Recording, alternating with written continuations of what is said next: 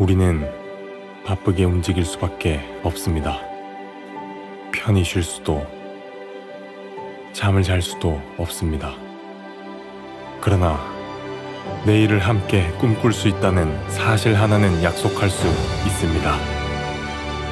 그래서 우리는 위로가 됩니다. 때론 용기가 되고, 때론 정의가 되기도 합니다. 오늘도 희망을 품고 나아갈 수 있도록 대한민국 국민 모두의 꿈을 지키는 우리는 당신의 벗입니다. 우리 공화당.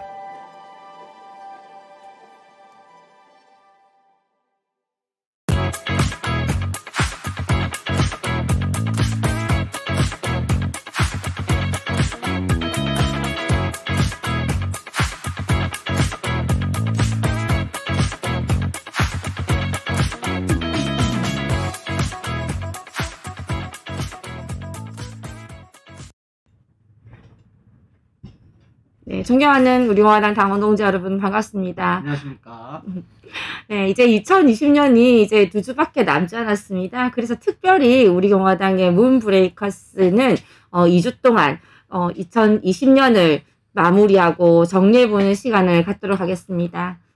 이번 주에는 먼저 문재인이 이 대한민국에서 저질러 놓은 이 수많은 악행들, 그리고 올해 어떤 일이 있었는지 한번 정리해 보도록 하고요. 다음 주에는 어떤 일을 할까요? 다음 주에는 우리 공화당이 무엇을 해왔는지 그걸 한번 정리해보고 그리고 살펴보고, 가능하면 지난 쭉 우리 공화당 태동 때부터 모든 걸 다 봐도 좋을 것 같은데, 우리가 개인적으로 봤을 때 정말 주옥 같았잖아요. 그런 걸 한번 보고 원래 오늘 또 청년 한 명 모시는 것이 아니라 그래서 한 해를 마무리하고 그리고 우리 공화당이 무엇을 했는지 정리하는 차원에서 2주에 걸쳐서 진채고와 저 둘이서 다시 진행을 하도록 하겠습니다. 예, 그래서 2주 동안 이렇게 한 해를 정리해보고 더 가열찬 투쟁의 방법도 생각해보고 새로운 1년을 또 준비하는 시간을 당원 동지 여러분들과 함께 가졌으면 좋겠습니다. 이 절망적인 현실에서 사실은 뭘 해야 될까? 삶도 힘들고 자포자기 하시는 분들 많습니다. 근데 이 절망 속에서 살아야 되고 절망 속에서도 희망의 꽃은 피어올라야 하기 때문에 과거를 돌아봐야, 올해 어떤 일이 있었는지 알아봐야 더 딛고 일어설 수 있을 테니까 한번 정리해보는 시간 함께 가져보고 생각도 함께 공유해 주시면 감사하겠습니다. 야, 근데 진짜 이번에 생각을 해보니까 너무 이렇게 한 시간으로도 부족할 정도로 너무 많은 일들이 있었고, 이거 얘기하다 보면 사실은 날 새야 돼요. 그리고 또 사실은 그 감정의 격한 표현을 하려면 이런 공적인 방송으로 할 수 없는 약간 격한 표현도 함께 들어야 이게 재미가 있고 사실은 같이 들을 수 있지만 저희가 그런 거를 지금 할 수 없는 입장이시죠. 사실 저 같은 입장에서는 이 순화해서 단어 선택을 한다는 게 굉장한 스트레스예요. 감정 표현을 그대로 전해드릴 수 없다는 게 그게 춘철 살인이고 가슴이 안타깝습니다. 제일 잘하시는 분이에요. 안타깝습니다. 자, 그러면 어찌됐건 우리가 이번 시간은 2020년을 짚어야 되는데 2020년 하면 뭐가 제일 떠오르시나요? 네, 아니 근데 무엇보다 사실 막 문제될 게 잘못된 게 하나 두 개가 아니니까. 네, 엄청 많지만 시간 관계상 몇 가지로 추려서 이제 오늘 방송을 해볼 텐데, 제일 먼저 가장 우리를 힘들게 하는 게 무엇일까요? 여러분, 저는 단연코 올해 있었던 일, 코로나를 뽑습니다. 중국폐렴 코로나겠죠. 근데 나는 가장 뭐가 잘못됐고 문제가 됐느냐라고 하는데 우리 당원분들은 다 문재인이라고 얘기하실 것 같아서 이게 문재인 폐렴이잖아요. 피시겠어요. 결과적으로 잊고 이으면 그렇게 되는 건데 어찌됐건 2020년 한도 내에서 가장 하나의 이슈로 문제가 되고 우리 삶 통째로 바꿔놓은 거는 결국은 이 마스크를 쓰고 있는 원천 이유기단 중국폐렴 코로나이지 않을까 싶습니다. 네, 코로나는 전 세계적으로 유행을 하고 있지만 그 피해 정도를 정하는 거는 각국의 지도자가 정합니다. 대한민국 K방역이라고 자뻑하고 있지만 여러분 여실히 보시지 않습니까? K방역 병실 없습니다. 백신 없습니다. 치료지 없습니다. 의료진도 부족합니다. 무엇만 있냐? 사회적 거리두기만 존재하는 방역이 어디 있습니까, 여러분? 오로지 국민이 마스크 하나 믿고 생명을 의지해야 된다는 게 말이 되는 소리입니까? 이게 문제가 되는 게 뭐냐면 또 흥분하기 시작했어요. 격한 표현 나오시는 거 참아주시고 자, 이 처음에 원천지 봉쇄도 실패했죠. 그다음에 가장 필수품인 마스크 보급도 실패했었습니다. 뭐 나중에야 잡았지만. 그렇죠. 그리고 뭐 의료진들 사실은 뭐 종사하시는 분들 얘기 들어봤는데 그분들 거의 삶 다 바치고 진짜 자기 목숨 어떻게 될지 모르는 거를 정말 위험하게 힘들게 싸워오면서 그거를 코로나를 진정시키고 그렇게 1차적으로 위기를 넘겼는데 결과적으로 그 위기를 넘긴 거를 의료진들 덕이 아니라 우리가 잘했고 대한민국 정부가 K 방역을 잘했기 때문이라 자화자찬을 하는 그 모습 때문에 사실은 골든타임을 그때 다 놓쳤다고 생각을 합니다. 제일 중요한 거는 그러죠. 우리 공화당이 그렇게 중국인 입국을 막으라고 했을 때 어떻게 했습니까? 한 번도 막지 않았어요. 그래놓고 아니, 오로지 거리두기만 하라고 하고 지금 그 모든 피해를 국민들이 고스란히 받고 있고 그 11월 중순인가요 말인가요? 그때 이제 다시 지금 이 2단계, 2.5단계 격상을 이렇게 논의하고 있을 때 그 일주일 전에 기사를 봤어요. 그 성 이름 뭐죠? 우리가 우한이라고 하잖아요. 네. 숫자서 말씀하시는 거군요. 예. 그 성에서 오는 입국자가 그래도 어느 정도 막혀 있었다가 딱 우리 팬데믹이 다시 국내 팬데믹이 다시 하기 일주일 전에 그걸 다시 푼다라는 기사를 제가 봤어요. 네. 그러고 나서 정확하게 일주일 만에 갑자기 확진자 수가 팍 폭증을 하고 뭐 2단계, 2.5단계, 이제는 3단계까지 논의를 하는 이 상황이 온 게 결코 우연으로 보이지가 않는다는. 네, 그런 지금 우연으로 생각할 수 없는 일이 뭐 이미 8.15 때부터 있었고요. 지금 뭐 물 만난 고기입니다. 뭐 여차하면은 청와대에서 매가지 잡혀가지고 끌려 나올 마당에 뭐 코로나만 나가지고 지금 신이 났어요 지금 문재인은. 문재인 명길게 해준 것이 코로나 아니에요? 늘렸다가 줄었다가 늘렸다가 줄었다가 뭐 이거 가지고 방역 독재 지금 곧 있으면 3단계 격상 논의까지 한다고 하는데 뭐 3단계 격상 이렇게 거리두기 물론 필요하죠 여러분. 물론 필요합니다. 그것에 대체 반대하는 것은 아닙니다. 그러나 국민들의 협조와 정부에서 할 대처가 맞물렸을 때 이게 K 방역인 거지. 그래야 연쇄적 효과가 발생되고 이제 진짜 그게 진정한 방역이지 그냥 거리두기 해라고 법령으로 지행하고 못하는 업장, 관련 업종 사람들 다 탄압하고 무조건적으로 9시 이후는 혹은 몇 시 이후로는 장사도 못한다. 생계수단을 팔 방언도 마련하지 않은 채 이게 과연 정치인입니까? 그냥 뭐 게임하는 것도 아니고 그렇죠. 그걸 가지고 뭐 게임하는 것 같아요. 뭐 9시 이후로 뭐 하지 마라. 뭐 하지 마라. 나오지 마라. 다니지 마라. 이제 5인 이상 붙어 다니지 말라는데. 네. 그게 이제 시행되면은 진짜 정말 말이 안 됩니다. 3단계 격상도 신중하게 논의한다고 하더니 3단계 격상이 되어도 10인까지는 괜찮다고 하는데 도대체 5인은 누구 머리에서 나온 겁니까? 그 어떤 커뮤니티에 이런 말이 있었어요. 절대로 23일에서 24일 넘어가는 자정까지는 절대로 3단계 격상이나 절대로 이제 그런 이제 뭐 5인 이상 뭐 몇 인 이상 이게 단계 격상이 절대 없을 것이다라고 예측을 했는데 그 최초로 예측한 사람이 뭐라고 했느냐?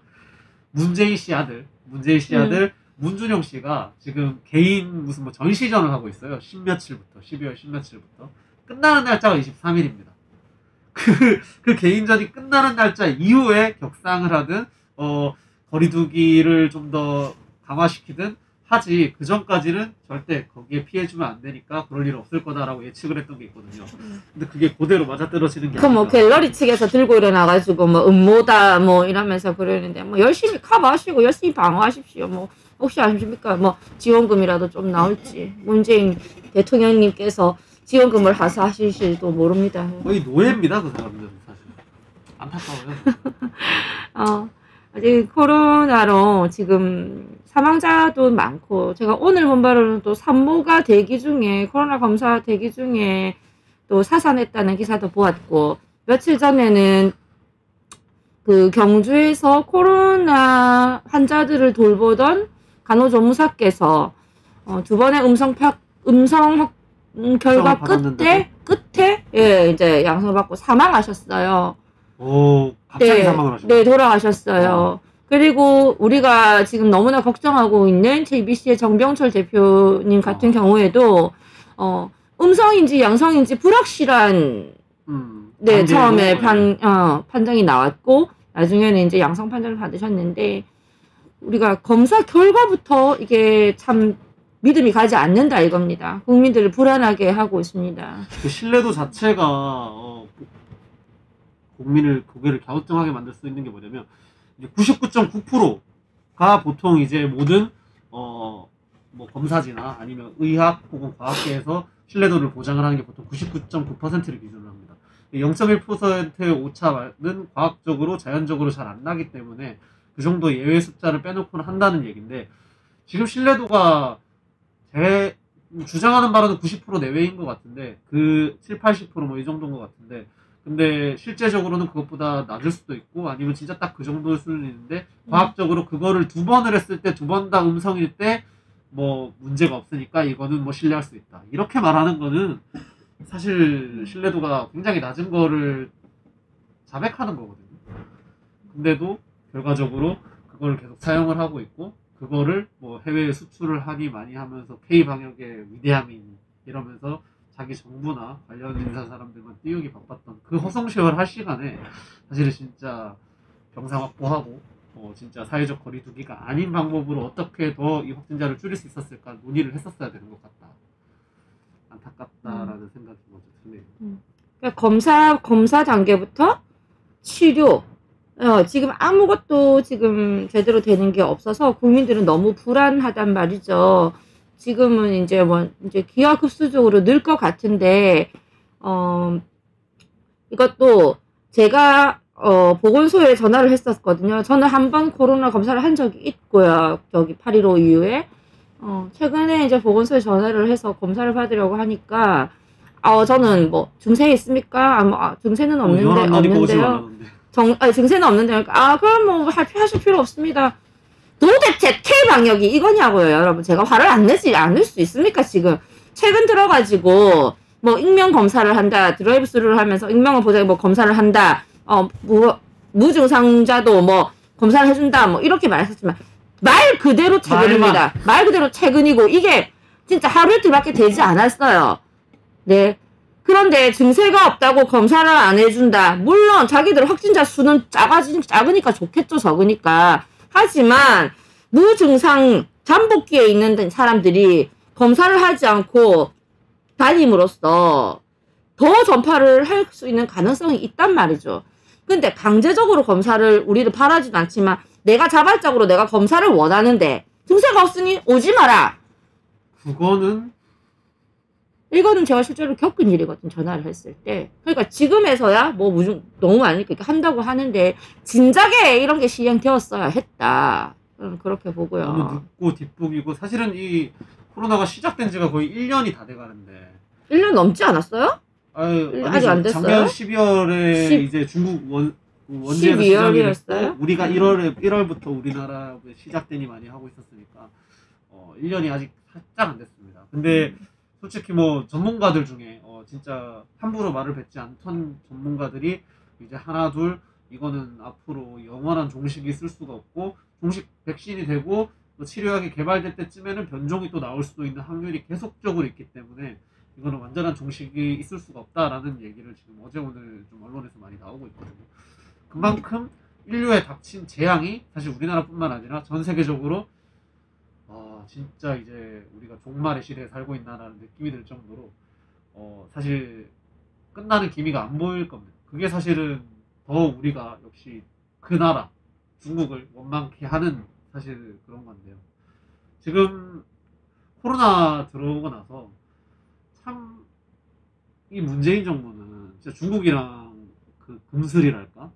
그게 좋은 것 같아요. 짝짝꿍이 잘 맞고, 물론 뭐 상하 관계일지 무슨 관계일지 협력 관계일지 모르겠지만 지금 이 코로나가 생기고 나서 그리고 중국으로부터 여러 가지로 문재인 정권이 정말 얻은 이득이 너무 많아요. 코로나 하고 나서 지금 총선 그냥 쉽게 이겨버렸죠. 뭐 사람들 모여가지고 뭐 그 선거 활동도 눈치 보이게 만들고, 뭐 그리고 여러 가지로 뭐 어떤 뭐 개입이나 뭐 그런 것에 대한 이슈도 있었고. 어떻게 보세요? 그러니까 저는 아까 말씀드렸다시피 코로나가 문제는 살렸다 이렇게 보거든요. 그때 이미 낭떠러지 가는 느낌이었죠, 사실은. 조국 문제로 작년에 워낙 뜨거웠고 진짜 이제 민심이 바닥으로 가는 그런 느낌에서 갑자기 이제 코로나가 탁 등장을 하고 갑자기 그 말미에는 총선이 있어서 그 흐름을 탁 타면서 이게 지원금 주면서 처음부터 코로나가 발병하기 시작했을 때부터 이게 저는 상당히 불순한 의도를 뭐 하다 보니까 코로나를 이용한 것이 아니라 처음부터 저는 상당히 불순한 의도들이 있었다라고 저는 나름대로 확신을 하고 있는 게 확실히 갑자기 대구에서 발병을 하는 것도 그렇고 그런 것보다 그냥 코로나를 정치에 이용하는 것은 이제 확 분명하다라고 했던 게 처음에 그랬어요. 발병을 했을 때 그때 박능우 보건복지부 장관이 곧 종식될 것처럼 국민을 속였거든요. 하지만 외신이나 모든 전문가들은 내년 4월에서 6월이 하이라이트다. 다들 그렇게 전문가들은 예측을 했어요. 아직 절정에 가지 않았다. 이제 시작일 뿐이다. 이제 시작일 뿐이라고 했을 때 우리나라에서는 문재인을 비롯한 보건복지부 그리고 전문가들이 모두 다 입을 맞춰가지고 이제 끝난다. 뭐 걱정할 거 없다. 걱정할 거 없다. 우리가 잘하고 있으니까 곧 끝난다. 이러면서 국민을 안심시켰고. 그 커뮤니티에서는 그 짤이 되게 유명해요.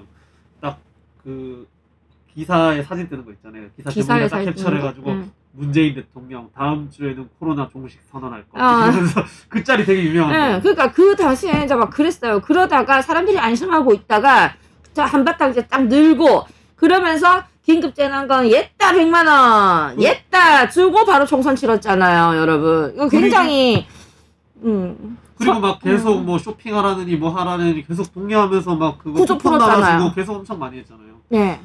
그 쿠폰 나눠준 지 얼마 안 돼서 갑자기 확진자가 팍 늘었거든요.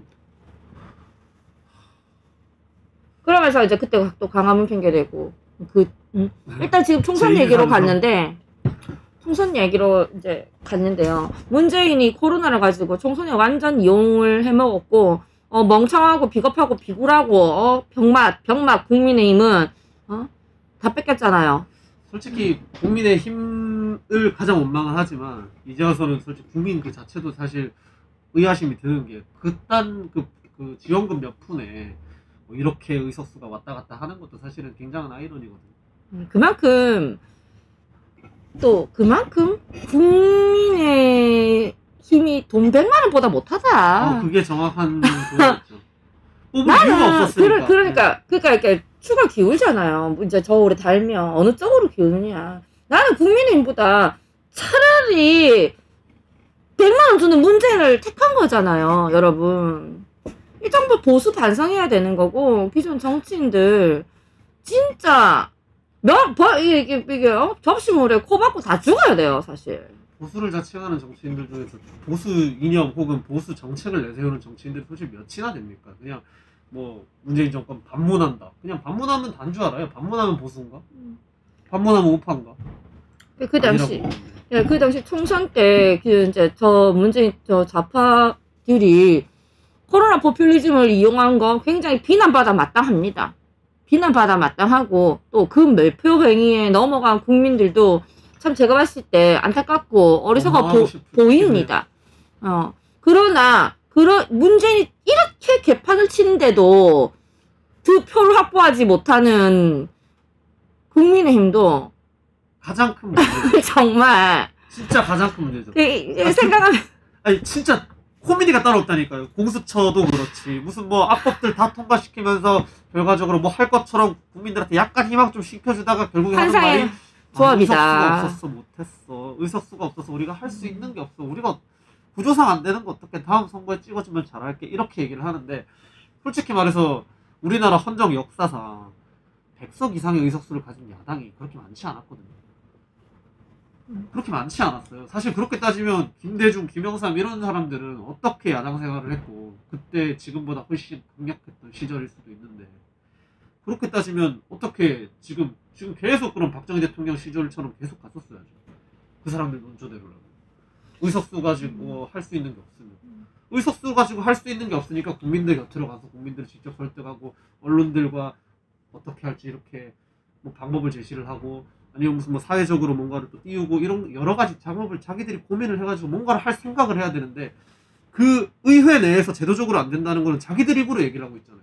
근데 의회 테두리 그 장막 안에서 국민들이 잘 보이지 않는 곳에서 카메라 비치는 곳에서만 하려고 하니까 그게 지금 이 사실은 종말에 가까운 이 시국에 그게 이 나라가 체제가 무너진다 만다 하는 그 시점인데 그런 사람들은 사실 필요가 없거든요. 따뜻한 의자에 앉아서 따뜻한 방 안에서 책상에서 카메라 비추는 곳에서 주목해주는 데서만 싸울 사람들은 차고 넘칩니다. 솔직히 말해서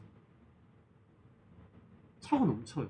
근데 지금은 그런 시국이 아니라 이 나라를 어떻게 지킬 것인가, 이 나라를 지킬 수 있을 것인가 말 것인가의 싸움을 할 사람들이면 적어도 전장이 차갑고 따뜻한 곳을 가리면 안 되는 거잖아요. 장수가.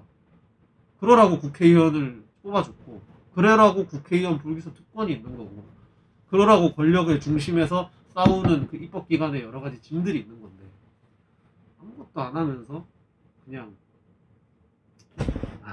말하면 진짜 저는 이게 국민 여러분께서 아니 그 전에 이런 거를 전부 생각하면 생각할수록 정말 우리 공화당이 대한민국에 없어서는 안 되는구나 뭐 이런 생각을 한 번 더 하게 되는데 그러니까 국민 여러분께서 이게 말장난 같은 그 언어 도단에 빠지면 안 돼요. 예. 애들이 어떻게 애들이 죄송합니다. 제 눈에는 너무 애들 같고 사람 같지 않아가지고 좀 이렇게 표현합니다. 죄송해요. 그 사람들이 여러분들의 표를 뺏어 가려고 할 때, 스틸하려고 할 때 뭐라고 말해요? 내가 이렇게 할 테니 저를 찍어주세요. 내가 이렇게 해드리겠습니다. 저를 찍어주세요. 이렇게 말해요, 여러분. 여러분 믿고 주시죠? 그런 투표 이제 하시면 나라가 이 모양 이 꼴이 된다는 것을 이번에 똑똑히 보셨을 거예요.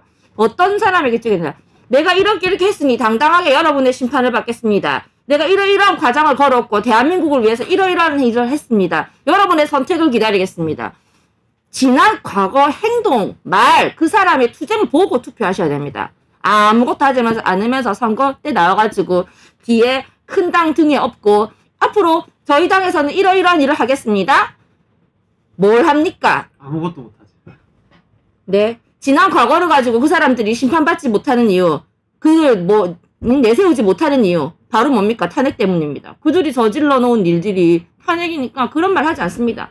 앞으로 뭘 하겠습니다. 제가 문재인과 싸우겠습니다. 제가 어떻게 하겠습니다. 우리 당에서 뭘 그런 사람 말만 가지고 장난하는 사람 찍으시면 안 됩니다, 여러분. 이번 4.15 총선이 비단 우리 공화당에게 끼친 영향도 크지만 대한민국에게 끼친 영향도 정말 어마어마했습니다. 이번 기회를 놓치면 또 4년을 또 보내야 되거든요. 다음 4년 뒤를 생각하면 사실 남은 시간이 많으니까 거의 벌써 1년이 지나갔잖아요. 거의. 그러면 이제 앞으로 한 3년이요. 3년 하고도 한 4개월 정도가 남았는데 뭐 선거 기간 빼면 3년 남았다고 볼 수 있겠네요. 그 3년 동안 사실은 총선 끝나고 많은 분들이 실망도 많이 하셨을 거예요. 특히 당원분들. 실망도 많이 하셨을 거고 그리고 이제 더 이상 우리 공화당은 힘이 없을 것이다 라고 얘기하시는 분들도 있었을 거예요. 그런데 지금 이 시점에 진짜 아까 진채보도 얘기를 잘했듯이 지금 이 시점에 우리 공화당 마저 없었으면 대한민국 우파 정당은 없습니다. 우파 정당, 우파 국민의 힘을 의견을 모아서 정치적으로 이제 제도권에 얘기를 하고 의견을 피력할 수 있고 문재인 정권에 맞서 싸울 수 있는 중심 역할을 할 수 있는 공간이 사람이 단체가 전혀 없었을 거란 말이에요. 그냥 각자의 욕심에 따라서 문재인 반대하고 혹은 이제 뭐 하면서 내가 뭐 합니다 하면서 돈 앵벌이하는 몇몇 개인 혹은 이제 이익 단체들이 있었을 수는 있어요. 근데 정말 제대로 진짜 자기들 춥고 배고프고 힘들어도 그냥 해야 됩니다.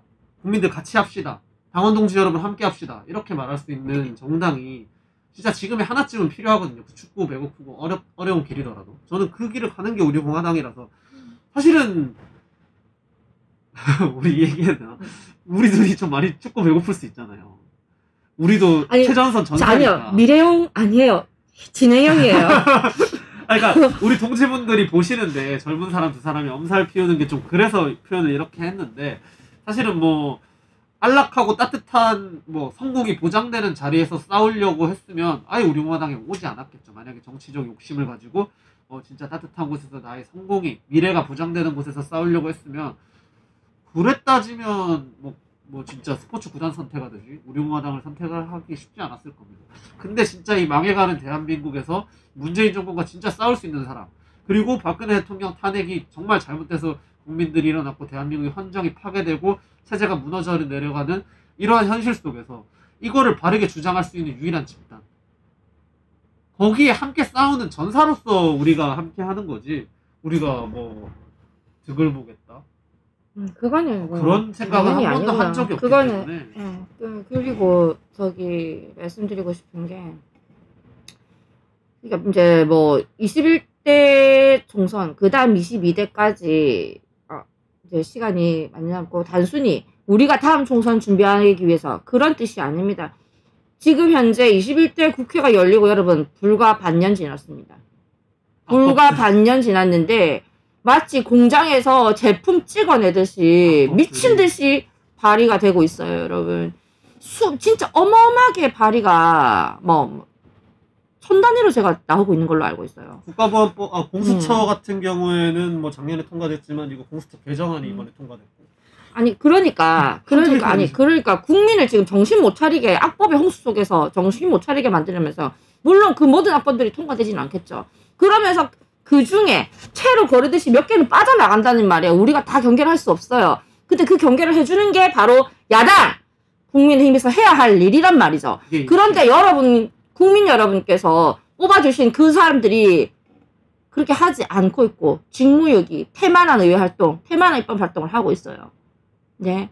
그래서 한 번의 선택이 대한민국의 운명을 좌우하는 겁니다. 지금 태어나는 악법들이 정말 공포스러울 정도로 어마어마하고 사회주의 법들입니다, 여러분. 이게 스노우볼이라는 말을 되게 많이 쓰잖아요. 찰나의 선택이 뭐 태풍의 나비 효과랑 비슷하듯이 진짜 작은 도미노 효과처럼 작은 거 하나가, 혹은 이제 그때는 견딜 수 있다라고 생각했던 게 몇 년 후에 엄청난 효과, 스노우볼 말도 안 되는 효과를 불러일으키듯이, 사실은 총선 한 번, 정치인 한 번, 대선 한 번 뽑는 게 4년, 5년의 문제가 아니라 이 4년 동안 그들이 행한 악법이 앞으로의 대한민국의 수십 년, 혹은 대한민국의 앞으로의 역사에 길이길이 걸친 그 악법들을 만드는 기반이 되는 악법을 만드는 것이다 라고 생각을 하면 한 명 뽑는 게 사실은 정말 쉽지 않을 겁니다.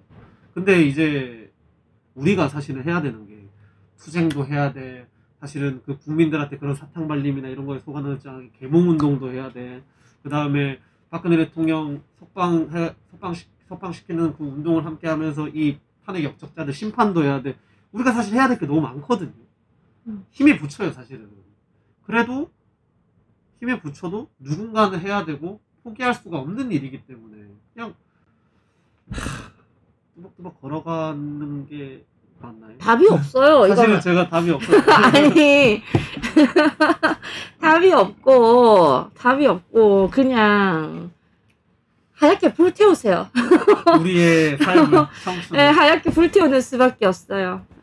우리가 이렇게 지금은 미약하지만 뭐 사실은 총선 이전에, 그리고 총선 이전에도 우리 공화당이 처음 만들었을 때를 비교하면 당세가 얼마나 커졌는지를 여러분들이 느끼실 겁니다.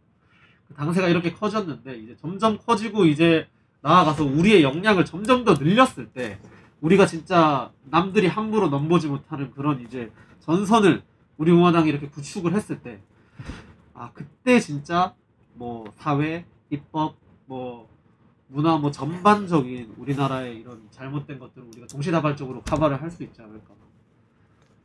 사실 우리 아니고서는 이익 그리고 이제 혹은 이제 손익의 문제로 봤을 때 안 할 사람들이 훨씬 많다고 보거든요. 누군가는 사명감을 가지고 해야 될지, 사명감이 없이는 절대 이 모든 부분을 하려고 노력하지 않습니다.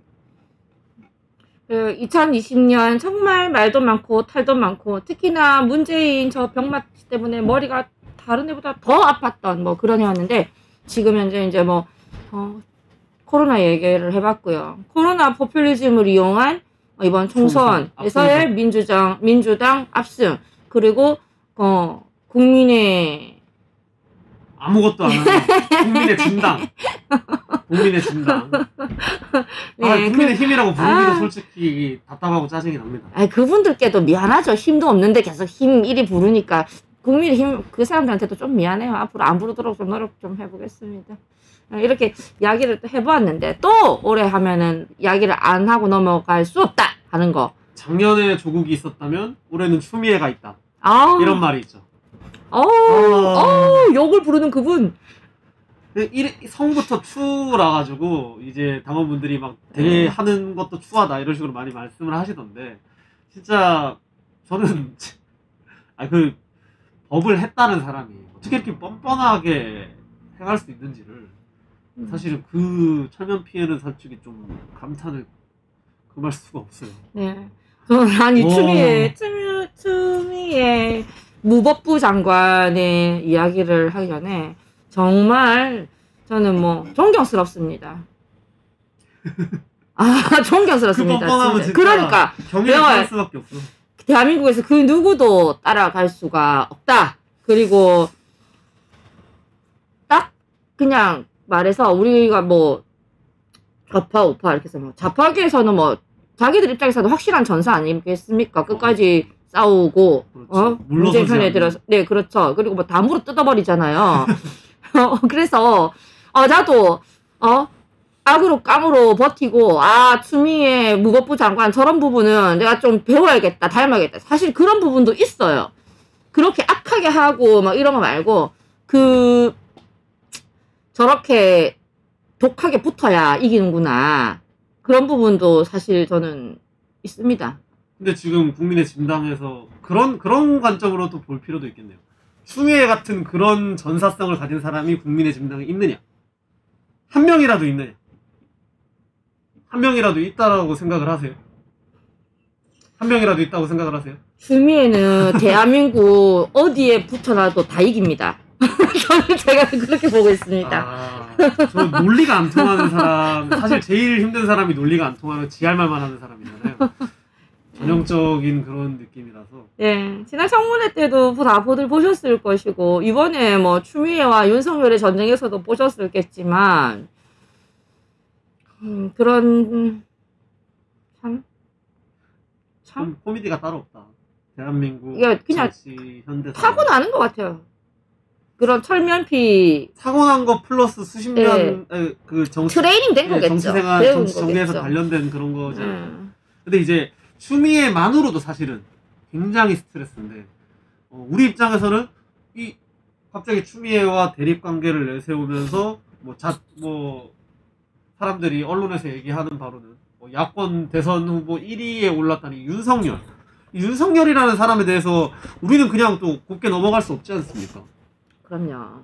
이게 그 사람이 지금 문재인이랑 싸운다고, 그러니까 지금 문재인이랑 칼 제대로 대고 싸우는지는 모르겠으나 그래. 지금 싸우는 것만으로 진짜 만약에 대선 후보 혹은 이제 갑자기 인기도 지지도가 올라간다면 그게 진짜 지난 수년간 저기 자유한국당, 그다음에 미래통합당, 그다음에 국민의힘에 걸쳐서 이 제1야당이 계속 해왔던 딱 그거랑 똑같은 거예요.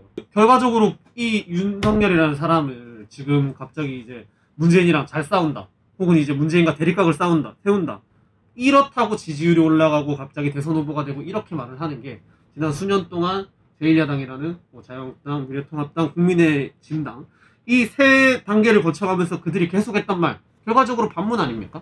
박근혜 대통령 탄핵을 묻고 옳고 그름은 다 묻고 결과적으로 그냥 문재인과만 싸울 수 있으면 그것이 보수고 그것이 우파다. 저는 그것에 동의를 못하겠어요. 그것의 대표 주자가 윤석열이에요. 반문이라는 이름 하에 다 뭉치면 그것은 누구라도 된다. 그게 야권 대선 후보다 라고 얘기를 했던 국민의 진당의 논조 그대로의 살아있는 화신이 윤석열이에요. 과거는 묻지 마세요. 그리고 거기 저는 사실 반문연대 한 명도 빼지 말고 모든 반문연대에게 제가 묻는데 정말 무엇을 반문하냐고요. 저는 진짜 한번 여쭤보고 싶다고요. 윤석열이 무슨 반문을 합니까? 그거 자체가 우리가 말리는 거라. 윤석열이 무슨 반문을 합니까? 문재인에 반해서 무슨 투쟁을 합니까? 미친 듯이 추미애는 공수처를 위해서 밀어붙이고 있어요. 네. 그러면은 추미애를 잠재우려고 하면은 더 미친 듯이 공격을 해야 돼요. 자기 수비하는 거에 급급합니다. 지금 윤석열. 뭐 할 수 없습니다. 검찰 지키기 위해서 그냥 이렇게 솔직히 자기들 기싸움이죠. 포사구팽 당하는 거죠. 예? 그 자기들 기싸움하고 자리 보존하기 위해서 자기 자리라도 지키려고 애쓰는 거지. 윤석열이 무슨 반문합니까? 이게 사실은 네. 윤석열이 문재인이 잘못된 대통령이어서 국정을 잘못해서 거기에 반기를 들고 큰 대의를 품어서 반문을 한다 이게 아니라 검찰 개혁을 한다라는 이 추미애가 들고 나온 그 공수처랑 이 문재인이 하려고 하는 이 공수처 이게 정면적으로 지금 검찰 시스템 자기가 몸담고 있는 그 조직의 이익에 반하기 때문에 붙을 수밖에 없는 구도예요 사실은. 근데 그거를 언론에서는 문재인 정권의 반기를 들었다. 영웅이다. 야권 대선 후보 1위다. 이렇게 말을 하는 것 자체가 국민들 자체가 그런데 회복됐으면 저는 안 된다고 보고요. 물론 잘하는 거 잘한다. 못하는 거 못한다. 라임 옵티머스 건드렸으면은 파가지고 잡아 쳐넣어야 될 거 아닙니까? 예? 월성원전 이렇게 문서 폐기한 거 알아서 다 족쳐야 될 거 아닙니까? 확실하게. 근데 하지 그런데 자기 방어용으로 카드 낸 거잖아요, 여러분. 네, 저는 제 눈에는 그렇게 보이고요. 그것이 아니다라고 증명하고 내가 진짜 문재인 독재 정권 반에서 투쟁한다, 싸우겠다. 끝까지 파서 잡아 쳐넣으십시오. 한 놈도 빠짐없이. 딱 이런 느낌이에요. 야, 너희 지금 나 건드렸어? 우리 검찰 건드렸어? 너희 건드리면 이렇게 우리 카드가 많아. 딱 이 느낌이잖아요. 그거잖아요. 저희 눈에는 정말 그렇게 보이고요. 그리고 윤석열 띄우기 아니 정말 그런 걸 다 잘했다 치더라도 윤석열 띄우기 우리 우파도 국민들 넘어가시면 안 되죠. 나중에 딱 진짜 이렇게 딱 솔직히 윤석열이 뭐 야권 뭐 단일 후보로 나왔다. 뭐 저쪽에서 누가 나올지 아직 잘 모르겠고 둘이 딱 붙었을 때 솔직히 저는 뭐 뽑을 대선 후보가 없다고 봅니다. 야권 단일 후보라는 말 자체가 우리가 그렇게 비난하는 담합의 정치 야합의 결정체다. 그렇죠. 야권 단일화가 야가 보수도 있고 진보도 있고 각계각층 정당이 다 다른데 야권 단일화는 솔직히 말이 안 되는 말이고요. 우파 단일 후보 보수 단일 후보 저는 이런 것이 맞다고 그거는 전략적으로 우리가 같이 추구하는 신념도 같고 유지하고자 하는 체제도 같기 때문에 저는 가능하다고 보지만 야권 단일 후보는 사실 저는 근본적인 그 말이 예전에 한때 약간 말장난식으로 이러다 이재명이 당 옮겨가지고 보수 후보로 나오는 거 아니냐 이런 말이 있었잖아요. 네. 딱 그 느낌으로 빅텐트 반문이라는 그 빅텐트 안으로 야권 다 모여라. 뭐 진보든 보수든 상관없다. 이러다 민중당 후보까지 들어가겠어요. 그러니까요. 윤석열이 무슨 보수입니까? 예? 추미애가 좀 공격하니까 보수입니까? 문재인이 싫어하면 보수입니까? 우리가 보수 정의를 그렇게 하지 않잖아요, 여러분. 예? 보수 확실하게 신념이 있고 자유민주주의를 지키려는 의사가 있으면은 박근혜 대통령 그렇게 했겠습니까, 윤석열이? 그게 보수 아닙니다, 여러분. 너무 가볍다, 사사롭다 그런 생각부터 듭니다. 네. 그래서 윤석열과 추미애 싸움, 추미애는 더욱더 강하게 물어붙일 거고 윤석열은 뭐 자기가 거기서 쫓겨나도 뭐 정치를 할 수 있을 것 같다는 희망이 있을지 모르겠지만 당신 나오면 끝이에요. 거기가 벼랑이에요. 끝까지 목숨 걸고 싸워야 됩니다. 검찰 장악되지 않게 검찰 지켜내세요. 그리고 지금 문재인 정권 모든 비리 다 파헤치세요. 싸우세요. 그래야 당신 삽니다. 그렇게 하면 죽는 게 아니라 그래야 우리 국민이 당신을 지켜주는 겁니다. 네. 그게 아니고 대충 눈치 보다가 싸움 척 하다가 약간 밀려가지고 나와가지고 무슨 정치하면서 되겠지. 야권 후보 나가면은 뭐 되겠지. 착각하지 마세요. 언론이 그 착각을 당신에게 심어주고 있는 거고요. 거기서 몸 바쳐 끝까지 문재인 좌파 독재에 맞서고 추미애하고 맞서가지고 싸우고 난 다음 평가는 그 다음에 국민들이 아마 할 겁니다. 그리고 탄핵에 대해서 석고대죄를 하시고요. 제발. 당신 때문에 우리가 개고생하는 거잖아요. 그 자기의 내가 아까 전에 의도치 않게 윤석열 총장한테 사실은 조언을 해주셨네. 뭐 조언이라기보다는 저도 조언이 하자면 똑같은 것 같아요. 자기가 지금 검찰총장에 앉아 있으니까 그 가치가 있기 때문에 지금 이렇게 띄워주고 이 지금 바람이 불고 있는 건데 막상 그 자리에 쫓겨나고 아무것도 이루지 못한 다음에 업적으로 뭔가를 남기지 못한 다음에 나와서 딱 정치를 하려고 그런다? 진짜 하루장에 바로 조리돌림 당할 겁니다. 그런 정치인 많이 봤잖아요. 뭐 요새 뭐 안모 씨 뭐 집안에 딴딴딴하게 이제 기업할 사람이 갑자기 나와가지고 정치한다 해가지고 술에 술 탄 듯 물에 물 탄 듯 하는 그런 사람, 여기저기 이용만 당하는 사람, 그런 사람이 될지도 몰라요. 그래서 뭐라도 사람이 남자가 칼을 뽑았으면 뭐라도 썰으라고 그렇게 하고 나오는 게 자신의 일신을 위해서도 국가를 위해서도 국민을 위해서도 좋지 않을까 그렇게 생각을 합니다. 아유, 참 인상 찌푸리는 게 아주 그냥 추미애 윤석열 얘기하니까 인상이 아주 그냥 그 전보다 더 심한데요. 저는 우파계의 추미애가 될 거예요. 끝까지 싸울 거예요. 진짜. 그만큼 저들의 강한 투쟁력은 좀 배우고 싶다는 뜻이고, 아무튼 뭐 윤석열 추미애 싸움. 자, 뭐 싸움은 뭐 말리고 흥정은 붙이랬는데 이번 싸움은 좀 붙여봐야 되겠습니다. 윤석열 끝까지 싸워주세요. 싸워야 본인도 살고 우리도 국민도 같이 살지 않겠습니까? 또 괜찮아요. 뭐 이게 뭐 오늘 갑자기 생긴 게 아니고 뭐 4년 동안 계속 이래 왔기 때문에요. 참 그렇습니다. 그리고 또 올해 하면은 어떤 일이 있었나요? 말도 많고 탈도 많은 부동산 아니겠습니까? 부동산. 오늘 부동산 얘기하니까 오늘 보니까 200 얼마짜리 폐가가 뭐 1억 얼마에 거래가 됐대요. 몇 배가 뛴 거예요. 돈 벌기 참 쉽죠. 50배가 넘게 올랐네요. 네? 폐가가 저희 집도 가격이 많이 올랐을라나. 그러니까 뭐 저희가 부동산 전문가는 아니라서 뭐 전문적으로 뭐 꼭꼭 집어서 지적을 할 수는 없지만 그래도 대한민국 서민들이 이때까지는 힘들지만 꿈을 꿀 수 있는 세상이었거든요. 내 집 한 칸, 내가 열심히 일하면 내 집 한 칸 마련하겠다. 그런 꿈이 있었어요. 근데 저는 단순히 부동산이 올랐다, 뭐 규제가 그것보다 첫 번째로 꿈을 앗아갔다. 희망을 없는 삶을 만들었다. 사실은 진짜 뭐 정치에 대한 뭐 지식 혹은 이제 그런 관심 없이 문재인 정권을 뽑는 사람들의 공통적인 특징이 정의로워 보여서 좋아 보여서 뭐 없는 사람들 잘 살게 해줄 것 같아서 뭐 보통 이거거든요. 이제 돈 많은 사람들 돈을 뭐 뺐든지 어떻든지 뭐 아니면 사회로 뭐 환원을 하든지 어쨌든지 결과적으로 없는 사람들 먹고 살만하게 해줄 것 같아서 이게 아마 세 손가락 안에 들 겁니다.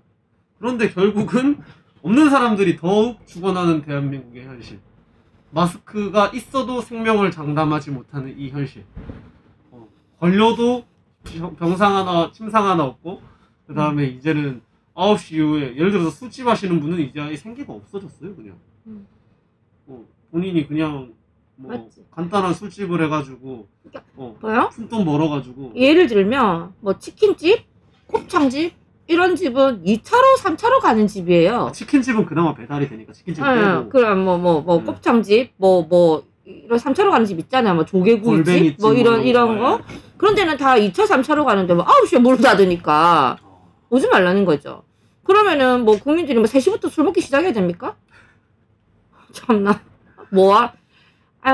다시 그 코로나를 잘 갔는데 그 부동산 얘기 제가 이제 조금 더 하면 지금 이 애들은 부동산 그냥 이렇게 시장에 대해서 시장의 원리 자체를 몰라요. 그러니까요. 그걸 모르고 단순하게 집값을 잡으려고 하니까 규제만 가하거든요. 그렇게 규제를 가하니까 이게 여기를 막 묶으면은 풍선 여기를 묶으면 퍼지잖아요. 그러니까 그 풍선 효과로 지금 지방이 들썩들썩 지금 난리가 났습니다. 전에도 말씀드렸지만 뭐 관광버스를 대절해서 타고 다니면서 큰 손들이 소형 아파트를 쓸고 있어요. 그 부산도 마찬가지입니다. 부산 저기 일광해수욕장 저쪽에 이제 부산 주요 이미 개발된 그런 곳 말고 개발되어 가는 곳 있잖아요. 그리고 이제 바닷가 근처.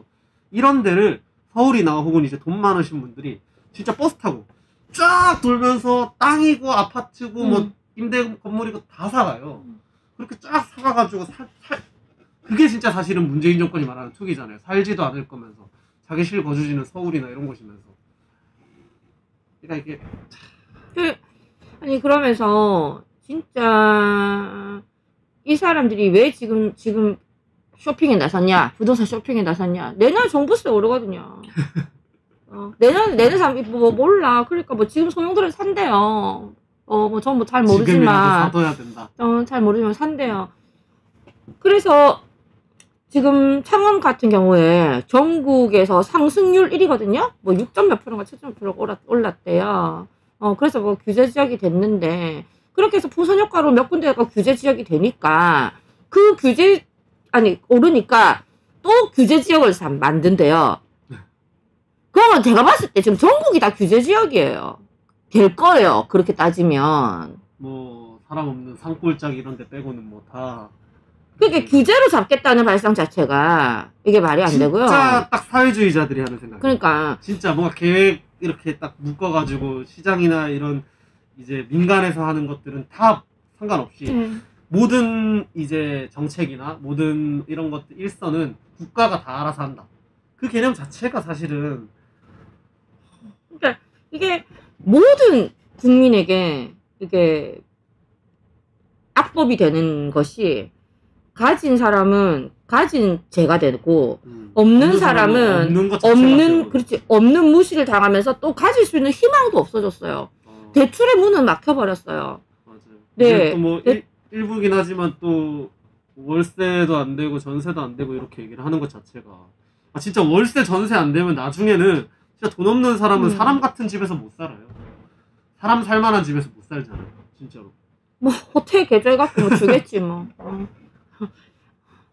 그런 지금 되어버렸고 이게 공급을 늘려줘서 그냥 자율적으로 시장 경제에 맡겨야 그 시장 가격이 형성되고 또 그 가격을 인정해주는 것이 바로 자유시장 경제거든요. 그리고 그 가격은 그 사회사에 그렇게 정해진 가격은 국가가 정해준 것이 아니라 우리가 스스로 공급과 수요에 의해서 우리가 결정한 금액이기 때문에 예?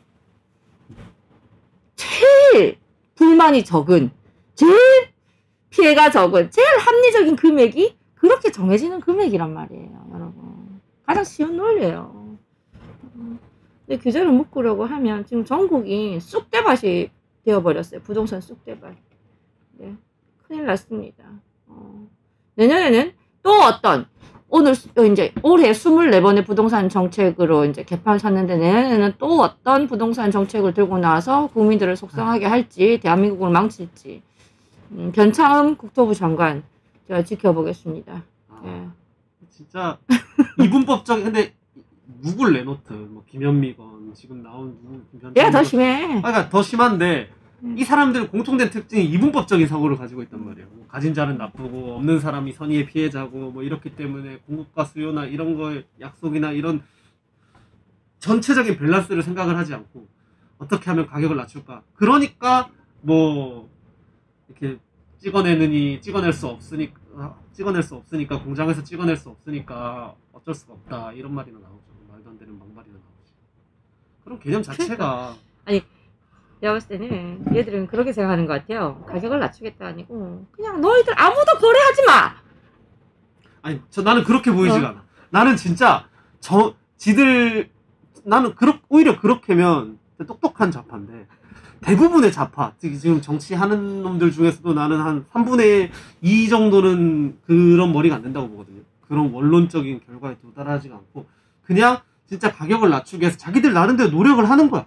근데 시장 전반이나 가격이나 이 자연스러운 자연의 흐름, 이 수요 공급 이런 거에 대해서는 전혀 없이 그냥 어떻게 하면 가격이 내릴까? 그러면 이렇게 규제를 보면 낮아지지 않을까? 이렇게 1차원적으로 생각을 하니까 이런 게 공부를 하고 어떻게 이런 게 가격이 형성이 되고 이런 걸 계속 올라가는 이 흐름에 맞춰서 어떤 거를 어떻게 해야 경제를 오히려 경제를 활발하게 해줘야 해소가 될까? 아니면 오히려 뭘 해줘야 될까? 이런 거를 고민을 하는 게 아니라 그냥 뭐 거래 제한을 하고 뭐 규제를 만들고 족쇄를 채워서 그러면 해결될 줄 아는 것 자체가 고민 없어요. 아니 나는 그렇게 고민 생각해. 없고 지금 뭐 부동산 게 보면은 다 그러니까 그냥 사회주의 사상이 자기도 모르게 평생을 그렇게 살았기 때문에 정책에 고스란히 그냥 담겨 있잖아요. 예, 제가 봤을 때는 담겨 있잖아요. 결국에는 그냥 부동산 시장도 뭐 아장내서 토지 국유화로 가려는 거 아니겠어요? 뭐 결국 최종점은. 그거는 결과적으로 이제 가장 높은 쪽에서 좌파 진영에서 가장 똑똑한 놈들이 그렇게 설계를 하고 있는 건데 제가 봤을 때는 좌파를 지지하는 국민들 대다수는 거의 90% 뭐 이 정도의 숫자는 아예 좌파 이념 자체가 원론적으로 자신들한테 자연적으로 성립을 안 한다. 그리고 자신들에게 오히려 해악을 끼친다를 모르고 진짜 약자를 대변하고 혹은 뭐 공정하다 이렇게 생각을 해서 지지하고 그리고 국민들 같은 경우는 그럴 수도 있겠죠. 네, 근데 정치 일선에 앞서고 있는 3분의 1 정도 뭐 더 숫자가 적을 수도 있는데 3분의 1 정도가 자기들이 잘못된 거를 알지만 그냥 뻔뻔하게 혹은 이제 무슨 목적을 위해서 그렇게 주장을 하고 3분의 2 정도는 진짜 정의로운 바보라니까 내가 봤을 때. 제가 봤을 때 진짜 정의로운 바보예요. 진짜 자기들이 하는 것들이 결과적으로 자기들이 하는 거를 정면으로 반박을 한다는 걸 모르는 정의로운 바보라니까 내가 봤을 때. 웃긴데 슬퍼요. 내가 봤을 때 그래. 아무리 봐도. 정의로운 바보라니까. 아니면 이런 결과물이 나올 수가 없어요. 그 사람들 전부가 국회의원 혹은 이제 저쪽 정치권에 있는 좌파 정치권에 있는 100%가 자신들이 하는 게 결과적으로 약자들을 대변하지 못한다라는 것을 만약에 알고도 저렇게 사악하게 한다? 그거는 인간이 아니라 악마의 집단이라서 저는 그 많은 인간들이 그런 정신 상태를 가지고 있다라고는 생각을 하지 않아요. 네. 그래서 저는 뭐 걔들이 최종적으로 가는 목적지는 뭐 그거는 설계를 이제 그렇다 이제 이렇게 뭐 보여지고 또 거기에 충실하게 뭐 지금 뭐 정책들을 자기들이 만약에 수습하는 것처럼 23번씩 바꿔가면서 뭐 밀어붙이면 또 욕 들으니까 살짝 이렇게 바꾸는 거 아닌가 그런 생각도 조금씩 했어요. 이번에 새로운 이제 국토부 장관은 지금 현재 뭐 벌써부터 막 망언으로 막 시끄러워가지고 막 하고 있는데 이 사람이 평소에 LH에 있을 때부터 평소의 사상이 굉장히 사회주의적이더라고요. 그러면서 부동산에서 발생하는 시세 차익은 국가로 환수해야 된다. 그리고 지금 되기 전에 주장하고 있는 공공임대주택 같은 경우에도 이게 말이 좋아 공공임대주택이지 실상 알고 보면은 토지만 빌려주겠다. 토지는 이제 그 나라 거고. 그냥 이게 제가 자꾸 마지막에는 다시 나라에 반납하는, 뭐 그런 건데요. 그래갖고 저는 이런 것만 봐도 그리고 저는 자영업자로서 굉장히 국가의 많은 제재를 받고 있거든요. 뭐 그런 부분을 봤을 때 이 나라가 개인의 사유재산의 의미를 알면 개인 재산권 행사의 의미를 알면 이 개인의 소중한 재산권을 국가 권력이 마음대로 이렇게 좌지우지 할 수 있다고 생각하는 그 뇌를 깨보고 싶은 거예요. 근원적으로 그런 거를 생각해. 그 수준이 안 되는 사람들이 대다수라니까. 제가 말했잖아요. 3분의 1 이하.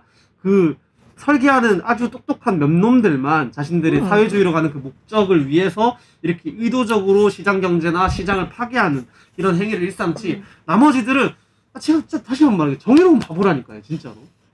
그러면 장관도 그 몇 놈 안에 속하지. 아니 원래 똑똑하지 못하면 잘 알지 못하면 이용당하는 건 세상 이치랑 똑같습니다. 근데 그 특정 뭐 국회의원이라든지 무슨 뭐 장관이라든지 이런 자리에 올려놓고 아유 잘한다 오영무영 그리고 그런 생각이 맞다라고 생각하는 바보들 들쑤셔가지고 하는 거죠. 그러니까 시장 아까 말했던 사유재산의 근원적인 의미를 몰라요. 그 사람들은 철학적으로 이 사유재산이라는 게 그냥 누가 가지고 있는 물질이다라고 이 물질적인 1차원적인 측면만 생각을 하기 때문에 그 사람들은 그 근원적인 이 사유재산의 의미 그리고 이 시장의 의미에 대해서 모른다는 거죠.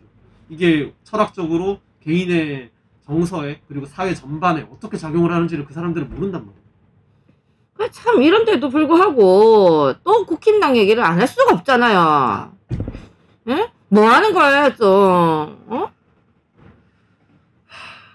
너희 집 다 뺏기봐야 정신 차리나, 진짜. 그때 그거 생각난다.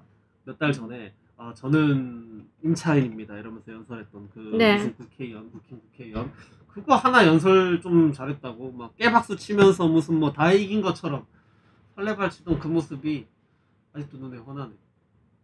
그래서 안 된다는 거예요. 네. 왜 지금 이니시에이티브를 사실 지금 정권을 쥐고 진짜 오히려 진짜 게을러질 수 있는 집단이 사실은 더불어민주당이고 거기에 여권 인사들인데 왜 거기에 있는 사람들은 진짜 이렇게 혁명적으로 막 추미애 같이 저렇게 전사를 배양을 하고 앞으로 싸우는데 왜 싸워야 할 사람들은 지켜야 할 사람들은 그냥 자기 할 일 아닌 것처럼 강 건너 불구경. 잘한다. 그러니까 뭐 자기들이 해놓고 전세 난민이 되어버린 홍남기 경제부총리나 전 경제부총리나 예? 또 국민의힘에서 저러고 있는 거나 참 다 그나물의 그 발이고 환상의 조합이다 이렇게 보여지고요. 참 지금 국민의힘 하고 있는 꼬라지 우리 보면 공화당밖에 없어요. 국민의힘 하고 있는 꼬라지 보면 그 사람들은 결과적으로 지금의 자신들의 위치, 좁아진 의석수 자기들이 자초한 거야. 대통령 탄핵이 아니었더라도 그 사람들이 그 전에 대통령이 계셨을 때 그만한 의석수를 유지했던 거는 박근혜 대통령이라는 개인의 힘, 그분이 했던 정치적 역량 그런 것들이 있어서 같이 수혜를 봐가지고 지네가 의석수를 그만큼 확보하고 차지했던 거지. 막상 까보니까 지들 개인적 역량은 아무것도 없더라. 싸울 줄도 모르고 할 줄도 모르고 하는 거라고는 끼리끼리 모여가지고 야합하고 담합하고 하는 척만 하고 거드름이나 피울 줄 알지. 국민의힘 지금 또 탄핵이 잠깐 나와서 제가 이 말씀 하고 이 부분 마무리 좀 할게요.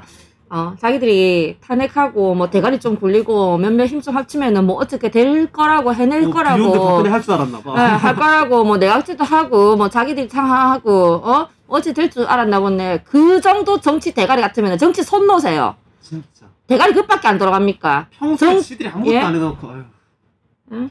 그렇게 짱구 굴려가지고 대통령 탄핵하고 여러분은 뭘 얻었습니까? 뭘 얻으려고 한 거 아니에요? 그래서 내각제 한 거고 그래서 박지원하고 김성하고 사바사바 한 거 아니에요? 그거 아세요? 정치 그 정도 대가리 같으면 정치 손 나요. 그거 아세요? 요즘에 꼬맹이들 있잖아요. 네. 부루마블 할 때도 그렇게 안 해요. 부루마블 해도 이제 서로 개인전인데 각자 편먹고 몰래 이렇게 암약하고 하잖아요. 팀을 맺고 동맹을 맺고 동네 꼬맹이들도 초등학생들도 요새 그렇게 안 한다. 초등학생들도 그렇게 멍청하게 안 해요. 그리고 이번에 뭐 여실히 드러난 게 뭐 103명 뭐 아무것도 할 수 없다. 무슨 말씀하세요? 문재인 탄핵하세요. 예? 탄핵 못한다고? 제가 말씀드릴게요. 그만큼 그 당시 새누리당의 탄핵 배신자들이 얼마나 큰 어마어마한 짓을 저질렀는지 그거를 반증하는 거예요. 여러분. 그 더불어민주당에서 꼬셔내세요. 당신들이 넘어가가지고 그쪽에 붙어 먹었듯이 더불어민주당에 꼬셔내세요. 그게 능력인 거예요. 네? 그래서 배신자의 역할이 그만큼 중요한 겁니다. 새누리당에서 그때 배신 안 했으면 탄핵 안 됐잖아요. 예? 그게 이현수가 문제입니까? 당신들이 빼내와야지 능력껏. 예? 그 능력 안 되면은 무슨 반문? 웃기는 소리 그딴 소리 앞으로 하지도 마세요. 너무 부끄럽다. 의원님 소리 듣기 좋아가지고 그 자리 차지하기 좋아가지고. 근데 그런 얘기 많이 들으셨죠? 뭐 이렇게 있다 보면 그때 당시 국회의원은 자기 남편 고위직 자리 안 줘서 이 사람은 자기 무슨 뭐 장관 자리 안 줘서 뭐 얘는 뭐 안 해서 이런 사사로운 그 얘기 들으셨어요? 진짜 뭐 이름도 언급하기 사실은 일일이 말하기도 너무 사사로워가지고 어이가 없고 기가 차고 그냥 진위 여부는 정확히 모르기 때문에. 근데 만약에 그게 사실이라면 진짜 그런 사사로운 그 감정으로 박근혜 대통령을 탄핵을 하고 그 과정의 뒷폭풍은 대한민국은 국민들은 어떻게 될지 전혀 생각 안 하고 만약에 그 짓거리 했을 거면 그 사람들은 진짜 국회의원이 아니라 동네 이장할 자격도 없는 사람들이에요. 진짜로. 동네 이장, 동네 통장, 반장할 자격도 없는 사람들이에요. 자격을 떠나서 제가 봐서는 그냥 그 정도 정치 대가리면 그냥 집에 있어야 된다. 저 그렇게 보고 있습니다. 아유 열받는다. 근데 시간이 정말 많이 됐어. 시간이 많이 돼가지고 이걸 많이 돼가지고 한 가지 이야기만 더 해보고 슬 이야기를 마무리해야 될 것 같아요. 이렇게 한 해 마무리하니까 일이 많아가지고 시간이 가는지 모르겠네요. 사실은 올해는 이렇게만으로도 사실은 진짜 차고 넘치는데 사실 이 얘기 하나씩만 다뤄도 우리 1시간씩 할 수 있거든요. 뭐 코로나 하나, 뭐 총선 하나 떼놓고 뭐 국민의힘 하나 떼놓고 추미애 윤석열 이거 하나씩 다 떼놓고 얘기를 해도 1시간씩은 할 수 있는데 사실은 뭐 주어진 제한은 시간은 한정돼 있고 우리가 2020년을 또 정리를 해야 되니까 사실은 그래도 마무리는 뭐가 있을까요? 2020년 하면 저는 막 좀 더 하고 싶은 이야기들이 많지만 이 얘기는 꼭 좀 해야 되겠어요. 우리 공화당의 원수 중에 한 명이잖아요. 먼저 못생긴 게 여자는 엄청 밝혀. 먼저 뻔뻔함의 대명사. 주제도 모르고 어디 여자를 밝혀요. 응? 먼저 뻔뻔함의 박원순 얘기를 안 할 수가 없죠. 박원순도 그렇고 사실은 저는 부산에 있으니까 또 부산시장 오거든요. 네. 이 그 더듬어 만진당이라는 또 말도 있었잖아요. 이 사람들은 진짜 사실은 성추문이 가장 많은 정당,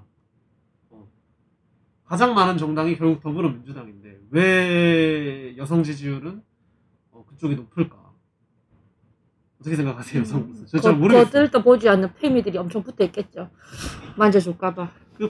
만져줄까봐. 근데 그 사람, 그 페미니즘 하는 사람들은 대부분 아예 그 남성을 싫어하잖아요. 여성 우월 사상을 가지고 있는 분들이 많죠. 아니에요. 제가 보는 관점은 좀 다르고, 근데 페미 얘기를 하면 또 얘기가 길어져가지고, 아예 접고, 예, 간단하게 이야기하자면 제가 봤을 때는 여성 우월주의가 아니고, 외모지상주의에서 패배한 자들이에요. 제가 봤을 때는. 그것도 맞죠. 예. 현상적인. 그렇기 때문에 애장결핍자들이에요. 예. 사실은 자연의 원리인데. 예. 그리고 피해의식을 가지고 있는 사람들이고요. 사실은 남자들도 똑같아요. 남자들도 진짜 사회에서 인정 못 받고 도태되면 그 방구석에 숨어 들어가가지고 오타쿠 되는 거지 오타쿠 뭐. 되는 거랑 똑같은 거예요. 남자들도 여자들도 남자 그 오타쿠 돼가지고 방구석에서 살 뒤룩뒤룩 쪄가지고 그래 컴퓨터 앞에서 이제 페미질하고 막 침 흘리고 예쁜 여자들 보고 침 흘리고 이런 거 있으면 꼴보기 싫잖아요. 그거 똑같아요. 아무튼 그래서 저는 이게 여성 지지자들 그런데 아무튼 저는 이제 박원순 하면은 진짜 우리 공화당의 원수잖아요. 우리 작년 6월이죠. 그런 일도 있었고 그런데 정말 우리가 복수의 칼날을 갈고 있는데 그렇게 험하게 갈 줄 생각도 못했어요. 그러니까요. 그러니까 보통 이렇게 가짜 뉴스 많이 나오잖아요. 예를 들어서 이제 문재인 진짜 탄핵 시켜버리고 싶다 이런 분들이 몇 달이 걸쳐버리면 문재인 탄핵안이 올라갔다 뭐 이런 식으로 되듯이 저는 가짜뉴스 보는 줄 알았어요. 가짜뉴스 보는 줄 알았는데 갑자기 실시간 검색을 믿기지가 않죠. 갑자기 뉴스에 나오고 아니 좀 생생하네요. 그때도 얘기했지만 깡패를 보내가지고 우리한테 막 그러는 그 악랄한 색이 그거 뭐 성추행 그거 됐다고 자살을 한다고요? 우리는 그 현장에 있었잖아요. 네. 진짜 그 깡패들을 진짜 얘네들은 뭐 힘쓰는 운동하는 애들이 아니라 진짜 얘네들은 깡패구나라는 몇몇이 있었어요. 물론 진짜 모두가 깡패는 아니었는데 썩고 났겠죠. 행동대장 되는데 행동대장으로 깡패들이 분명 있었어요. 그렇죠. 그렇게 몇몇이 선동 안 하면은 일반 대학생 알바들이 그렇게 할 수 없으니까요. 정치 깡패 하는 건데 아무튼 그 박원순의 성추행 비서실에서 저기 속옷 사진 왜 보내는 거예요? 진짜 역겹다. 팬티 입은 사진 보냈다고 뭐. 보통 이제 그 바바리맨이나 이런 사람들의 심리가 자기가 이제 자신감이 없을 때 그런다고 하잖아요. 아니 그렇게 고우신 선풍기 여사랑 사시면서 마음대로 그러시면 안 돼. 막 언론에서 뭐 그렇게 애처가인 것처럼 공처가인 것처럼 막 나와가지고 이미지 메이킹 다 해놓고 멋진 남자인 것처럼 해놓고 다른 여자한테 빤스 사진 보내고 에라이. 그때 뭐 방송하면은 뭐 이재명도 방송 나와가지고 우리의 오등신 이재명 이제 그러더니 오거돈도 그렇고 사실은 이제 박원순이 사람이 살아 있었으면 지금 굉장히 추해졌을 거예요. 그 자신의 추함을 감추기 위해서 더욱 많은 거짓말을 하게 되고 점점 나락으로 가는 게 그 순서잖아요. 딱 그 순서를 밟기 전에 뭐 진이 어떻게 뭐 죽음의 진위 여부는 모르겠지만 알 수가 갑자기 없죠. 가버려가지고 모든 죽음에 사실은 뭐 좋니 많니를 말하는 거는 저는 좀 별로라고 생각을 해서 사람이 죽은 건 안타깝지만 그래도 죽지 말고 죄값을 치렀어야 됐다. 악착같이 살았어야 하지 않나. 죄값을 치렀어야 되는 게 맞죠. 그렇게 죽기는 참 그렇습니다. 끝까지 저희가 뭐 우리말로 경상도 사투리를 갈아봐야 되는데 그렇습니다.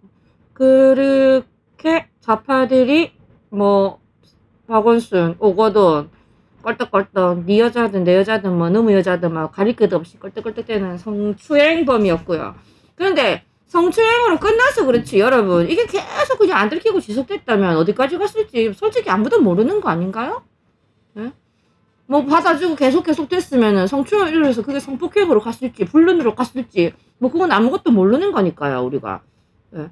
성추행범이었고 저는 또 그런 작년에 진짜 저 한번 연설할 때 이런 이렇게 한 말한 적 있어요. 숭어가 뛰니까 망둥어도 뛴다고. 문재인이 미쳐 날뛰니까 이 좌파 쓰레기들이 너도 나도 후라이팬 위에 팝콘 튀듯이 지금 튀어갖고 난리가 났다.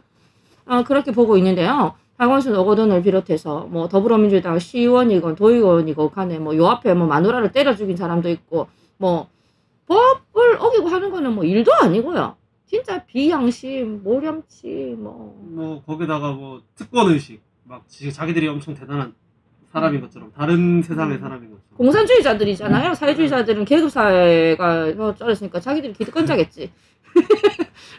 기득권을 반대한다고 하는 사람들이 네. 자기들이 진짜 그렇게 귀족처럼 막 사람들 위해 군림하려고 드니까. 그래서 이제 우리를 계급 투쟁 붙이고 있는 거잖아요. 어찌됐건 진짜 쭉 이렇게 다 나열해놓고 보니까 이 좌파들의 민낯, 추한 그자들의 가면 뒤에 숨어진 그 본 모습이 다시 한번 생각이 들 수밖에 없는 게 이런 말 있잖아요. 똑똑한 좌파는 정직하지 않고 정직한 좌파는 똑똑하지 못하다. 제가 아까 말한 3분의 2는 이용당하는 것 그런 느낌이 들어요. 그리고 지금 참 성추행 관련뿐만 아니라 아마 이자들이 지금 이자가 살아있고 그리고 지금 만약에 오거돈이 계속 시장직에 있었으면 대한민국 부산 서울이 어떻게 되었을까.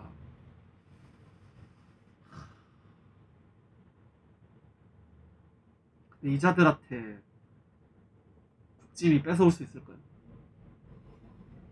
아니 뺏어온다 한들 뭐가 달라질까? 머리야. 아니 그게 문제예요. 뺏어온다 한들 달라질 게 있을까?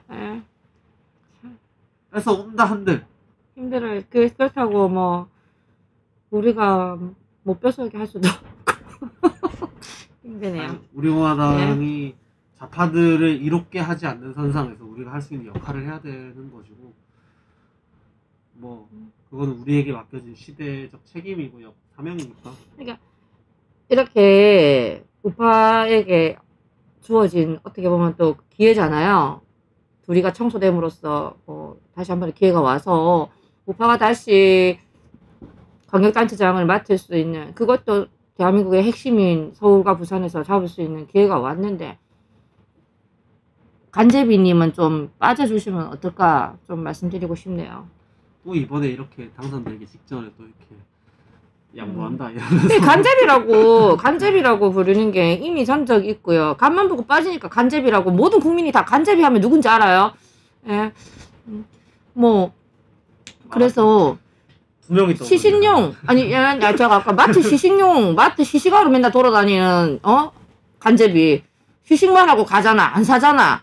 예?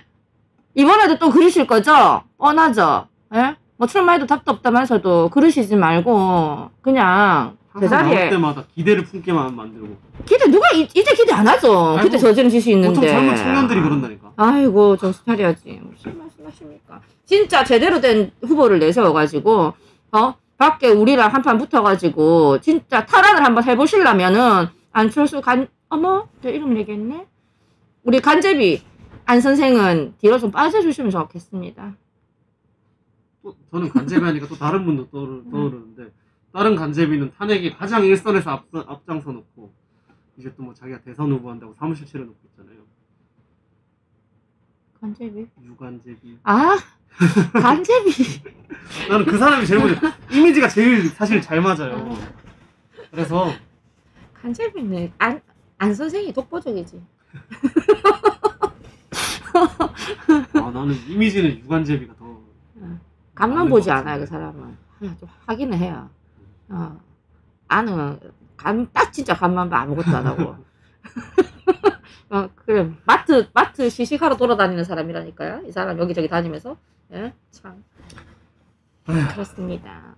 아유, 아무튼 뭐 저는 뭐 제 개인적인 의견을 말씀드렸고 우리 당과의 입장은 뭐 상관없고요. 저는 뭐 한 해 정리하는 입장에서 제 개인적인 의견을 우리 안동이란다. 간제비 안 선생님께 말씀드렸습니다. 야 진짜 1시간 금방 갔어요. 이것만 얘기했는데. 사실은 이것도 줄이고 네, 이거 5개밖에 얘기 안 했는데. 그리고 각 파트별로도 우리가 더 할 얘기가 많은데도 안 하고 안 해서 자르고 잘라서 이렇게 다소다난했던 한 해를 이제 뭐 마무리하고요. 다음 주에는 이제 우리 공화당이 1년 동안 어떠한 일을 했는지 마무리해보는 시간을 갖겠습니다. 가져보도록 하겠습니다. 네, 각자 마무리 인사하고 마무리를 해야 될 것 같아요.